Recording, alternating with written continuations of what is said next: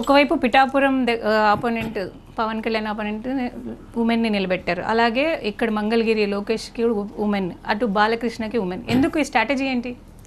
అది particular strategy లేదండి, అలా కుదిరింది. ఈరోజు పిఠాపురంలో పవన్ కళ్యాణ్ గారు వచ్చే మునిపే మేము డిక్లేర్ చేసాం.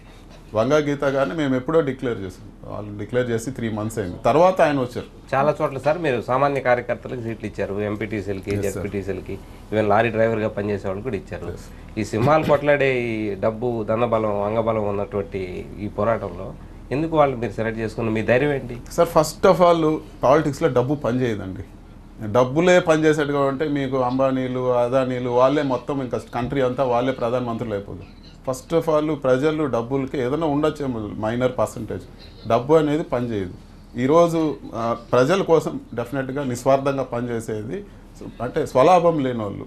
సో ఈరోజు మీరే అంటున్నారు, ఒక మామూలు బ్యాక్గ్రౌండ్ నుంచి నిజంగా మీరు చెప్పండి, ఒక మామూలు బ్యాక్గ్రౌండ్, ఇప్పుడు సపోజ్ మడకశిర క్యాండిడేట్ ఇచ్చారు, ఇందిరమ్మ ఇల్లు ఇదివరకు ఇచ్చిన ఇల్లు, గవర్నమెంట్ ఇచ్చిన చిన్న ఇంట్లో ఉన్నాడు, అతను నిజంగా అయితే ఎంత కంప్లీట్గా పనిచేస్తాడు?